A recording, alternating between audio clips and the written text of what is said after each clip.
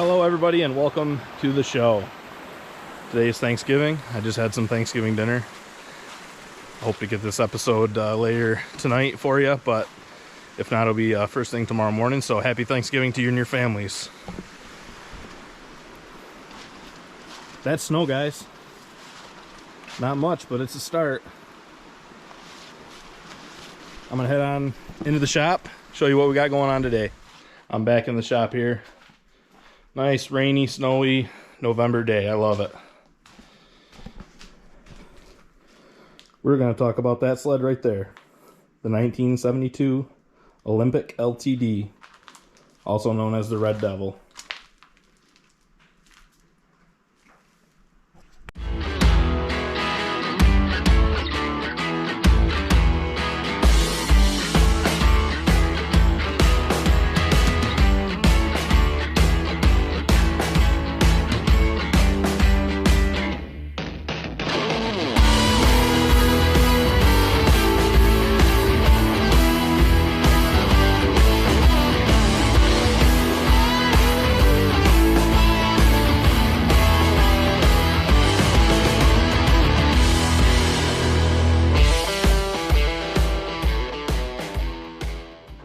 Like I said, today we're going to talk about the Red Devil.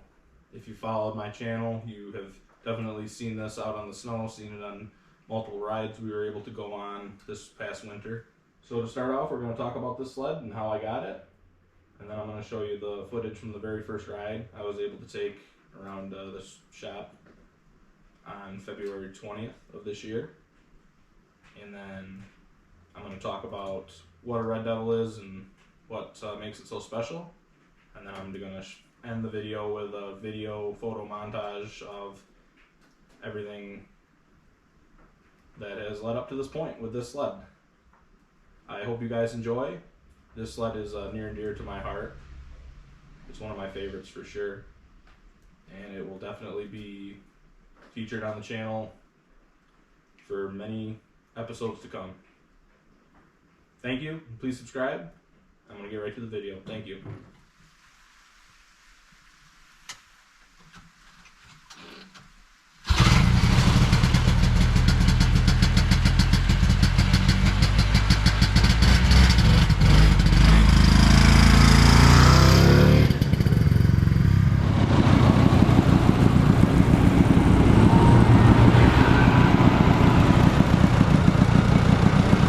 Finally out on the snow. Almost 2 years of owning it. Finally got my first ride. Yeehaw!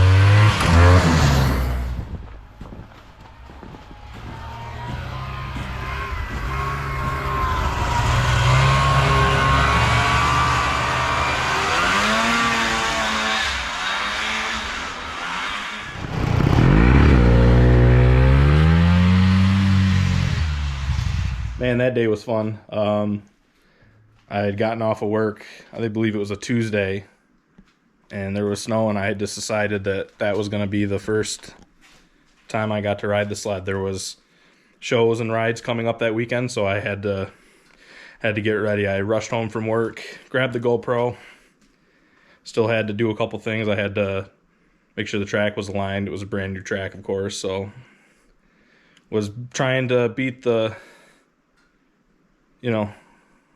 sunset.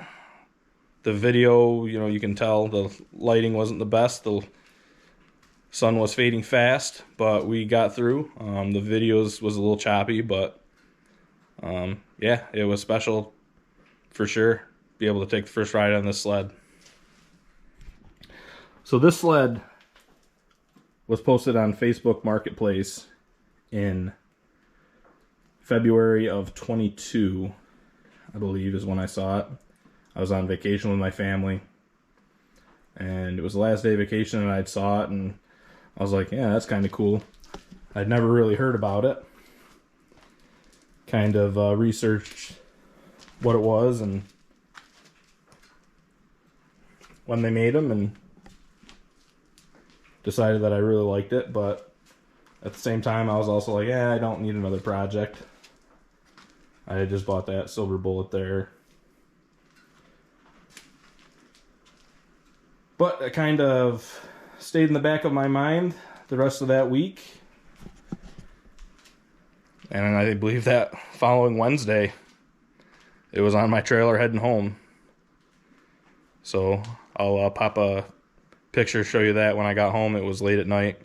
I went after work, and it ran. The tie rod was busted.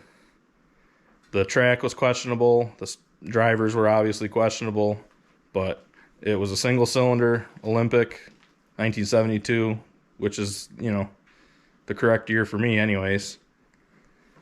And it was cool. So I'd just like to preface this video with everything you're about to hear is for entertainment purposes only. I wasn't there in the early 70s. I don't know for sure. This is just the story that I've put together with, various literature that's available and the information that's out there.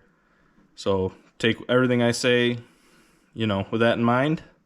So in December of 1971, Skidoo came out with the Christmas special, the LTD or the Red Devil, whichever you want to call it.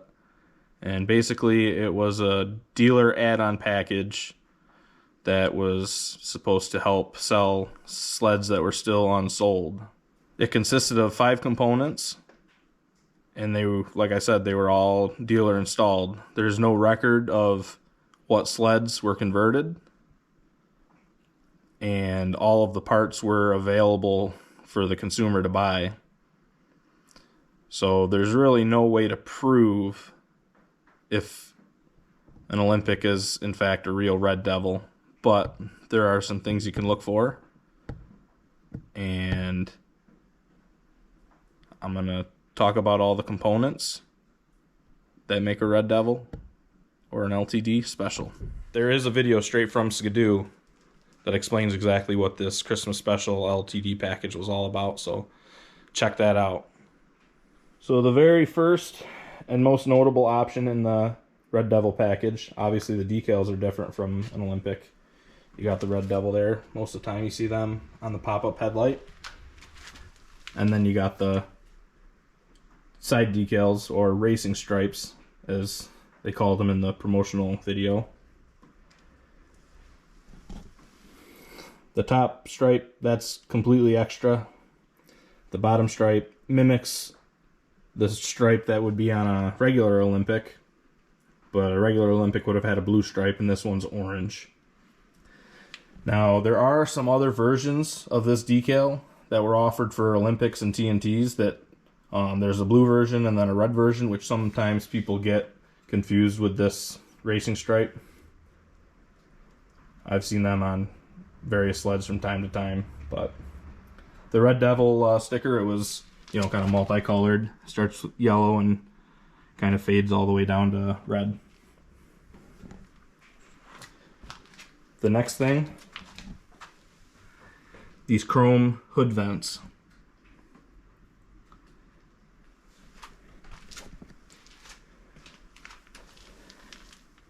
The add-on shock kit was part of the package. Now, Skidoo at the time had offered a black shock and chrome shock kit.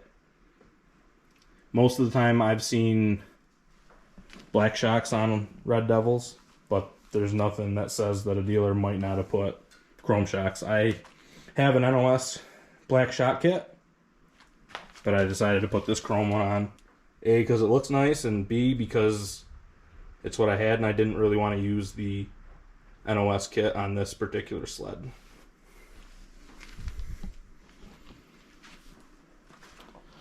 So then we've got these special hand grips. These are very much different from what you would see on a Skidoo from 72.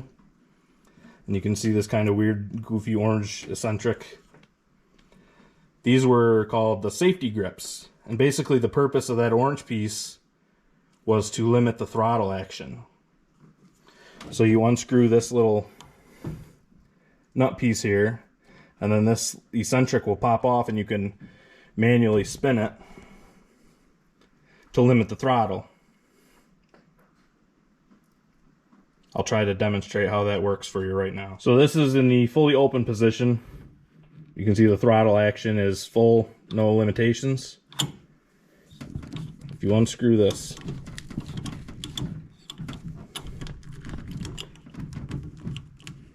little nut here,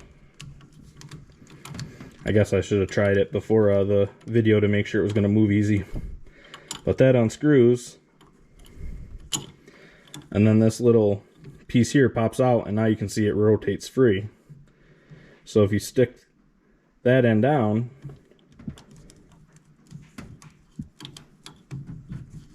now you can see the throttle action is much less. It's very reduced.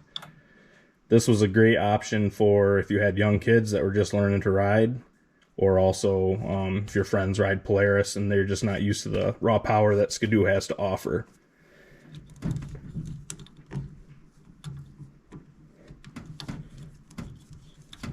So yeah, pretty basic system there, but super effective, and I don't really know if it really got utilized that much, but you know, it was just one thing that Skidoo added as part of the package. I kind of get the impression that this was more geared towards like a younger rider kind of sled. Olympic is a great first sled for kids in those days, and I think the Red Devil is kind of a fun character, so it makes sense that they would put something like this so younger riders could ride safely. And the last component that is in the Red Devil package is this Skidoo flag, or the safety antenna as they were called. These were more of like a promotional item that dealers had. There's actually a video. You see it says Skidoo there. There's actually a video. They're all 72 sleds, and they're just riding through the hills, mountains, whatever, and all 7 or 8 of them have those flags, and they're just flapping around in the wind behind the sled, and it's just the funniest thing ever to me. It's so funny to watch. But yeah, so to recap, we got the racing stripes, the chrome hood vents, add-on shock kit, safety grips, and the flag. My particular sled, when I got it, all it had were the decals, the chrome vents, and the safety grips. There was no shock kit. I think this sled, I know this sled got hit pretty hard in the front, so I'm guessing that's why there was no shocks. They had to replace the skis, and then it was missing the flag, but it did have the flag holder. I was able to source all the parts, and now it's got the complete setup that it would have had. So mine is a 335 single cylinder. That's part of the reason why I wanted it so bad. I just love old singles and the little putt-putt they make. But there's also advertisements that I've seen for the Red Devil package or LTD package installed on the twin cylinders as well. Really, there was nothing that said the dealer had to put them on this sled, or there's no record of any sleds. It was completely up to the dealer what they installed. And I'm sure maybe the consumers had something to do with that too. If they, wanted, they didn't want the grips, but they wanted, just the decals, the shocks, and the chrome vents. There's nothing to say that that wasn't the case. But yeah, I really enjoy the Red Devil. I think the character's fun. The sled, Olympics are, they were one of these sleds back in the day. They were very popular, good entry-level sled for families and young kids and even experienced riders. They go through just about anything. One thing I do know is a lot of the times these orange decals were put right over the original blue decals that an Olympic would have.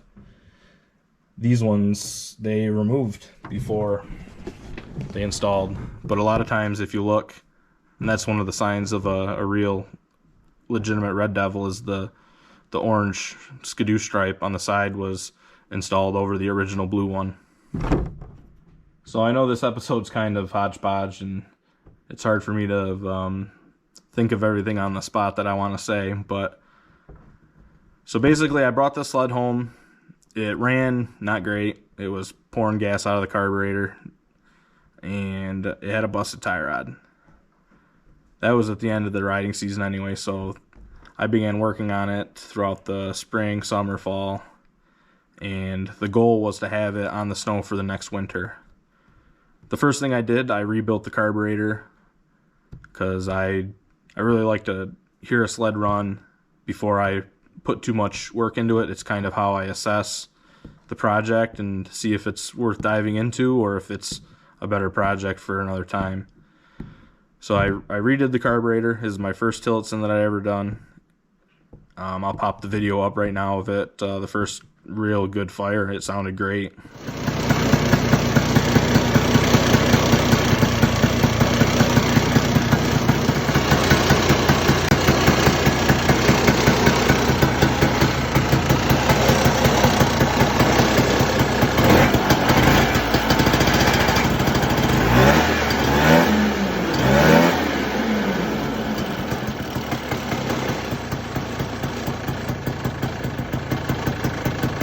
So after that, I felt pretty confident in moving forward. The next step was to replace the drivers. So I threw it up on the lift and got to work. I removed the track, removed the front drive axle, and it was kind of interesting. They looked horrible, but they were still pretty resilient.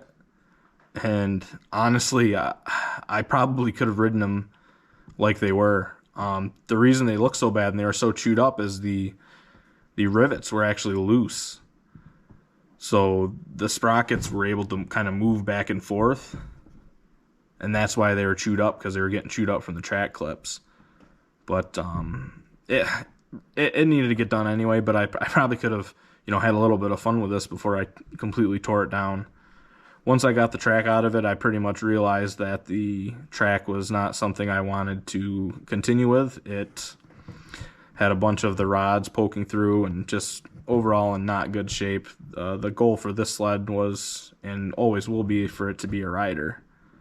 So I needed something reliable. So I kind of made that determination right before winter, actually. I would have had this ready for winter 2023, but decided I needed a new track before I put this back together. Couldn't find a used track whatsoever. It's kind of shocking to me with as many of these that are out there. But yeah, tracks are pretty sparse on the used market. So at the end of 2023, I made the decision to just buy a brand new track. So This sled went untouched for a while as I was trying to source a track. Just the way it goes. But found a track, got it installed. I also decided to take the skis off and paint them because the original idea was to use my NOS shot kit. And I couldn't put that on these old rusty crusty skis, so I wanted them to look nice. Well, it turns out that these skis are in pretty crummy position. These skis are in pretty crummy shape. They had been beat on and had a couple of bad spots where they were broken on the bottom, cracks and whatnot. The shot kit is a weld-on kit. The front bracket's weld-on, so I want a nice set of skis before I weld that on anything. So I kind of had to shift gears as far as that went, and I took the bolt-on kit off the 72 TNT as a temporary measure, and they might stay on here because I like the way the chrome shocks look. So then we kind of go to January of 2024 this year. We had our event at Two Guys from Italy restaurant, North Shore Vintage Sleds, and I wanted this sled to be on that ride. Well, unfortunately, we couldn't go on the ride, but we still had a show and tell. So took me some time, but I finally got the skis painted. I got them installed. I got the shocks installed. The only thing left to make this a viable sled was to get the fuel system, new lines, and I had to install a tank. So since we weren't going on a ride anyway, I just threw the 1 gallon pony tank on and just made that event. And it was pretty satisfying, all my hard work, to have it sitting there. I'll pop the clip up now. I guess technically this is the first ride of me driving it into the trailer that morning.